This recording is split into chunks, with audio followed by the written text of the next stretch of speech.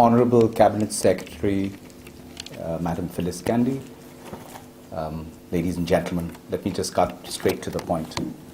I think we are at perhaps the most exciting phase in where Kenya is in terms of its demographic perspective. And you would wonder why.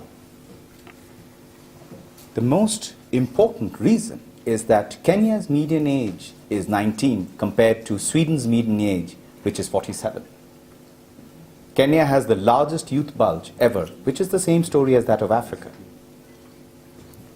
So what did Western Europe do, and what did the Asian tigers do differently for them to have got rich before they actually grew old? If you see all the Asian tigers, Singapore, South Korea, Malaysia, Japan, have all grown reasonably old. Their median age is close to 50.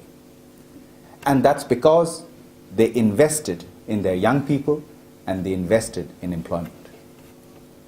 And that is what changed the microeconomic picture and therefore had a macroeconomic impact. Now that's what is going to change the game in Kenya. And Kenya has already got that kind of leadership. It's got the 3 Ps that have aligned beautifully together. The political will, right at the highest level, up to the President of Kenya and every other policymaker, including our Honorable CS sitting here. And then we have this, the second P, which is policy. We have some absolutely outstanding policies in this country. It's a matter of its implementation. And the third and most important thing, what we are seeing, is the partnerships which are coming into play. The spearheading by ILO in terms of decent work, the spearheading of the UN family about working closely with the government at the national, at the county, and at the district level to be able to transform the way young people are able to get opportunities. Because keep in mind, Kenya's population by 2030 is going to be 65 million from the current 45 million. And by 2050, Kenya's population is going to be 85 million. So basically, over the next 15 years, we need to create 1 million new jobs. That's the statistic. And if we don't create those 1 million new jobs, let me quote what President Kenyatta recently said. He says, the crisis of mass youth unemployment, and make no mistake, it is a crisis. It is a threat to the stability and prosperity of Africa. Indeed, it is a crisis so serious that it amounts to a fundamental existentialist threat as well. That's the flip side. That's the flip side of the demographic dividend, which could potentially be a disaster, which applies to all of Africa. Because Africa's population will be 2.1 billion by 2050. And we need to create 100 million new jobs per year for close to 15 years for all of Africa. And the issue is that it's not impossible. The kind of enterprise, innovation that we've seen, agriculture will be the mainstay of economic growth in this continent. It has to be the food basket of the rest of the world, where the population is going to be touching close to 9 billion by 2050.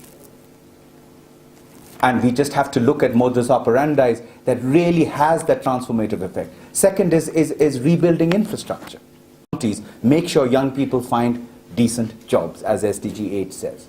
And that is what we did a calculation together with USAID and the National Council for Population Development, investing in the right education and skills, investing in empowerment and ensuring that women and girls join the workforce, making sure there is mass scale opportunities of employment. And employment, ladies and gentlemen, must be defined by dignity of labor. So a plumber, mason, road worker, carpenter must have that dignity of labor, because those are the skill sets which we are seeing badly missing in Kenya.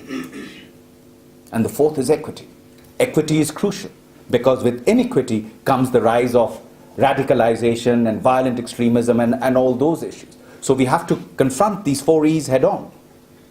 But once we've done that, we've seen this calculation has been based on basic economics, is that Kenya's economy can jump by 12 times. Actually propelling it, not only realizing Vision 2030, which is up there, and the SDGs, but propelling it into a high income growth country. And that is the narrative of Africa too. So Madam Cabinet Secretary, we need a Kenya to demonstrate that. We need a Kenya to be the prime mover of this transformational change that we need, because there is nothing preordained about the youth bulge. So for Africa, We also, like the rest of the Asian tigers, have to get rich before we grow old. Thank you.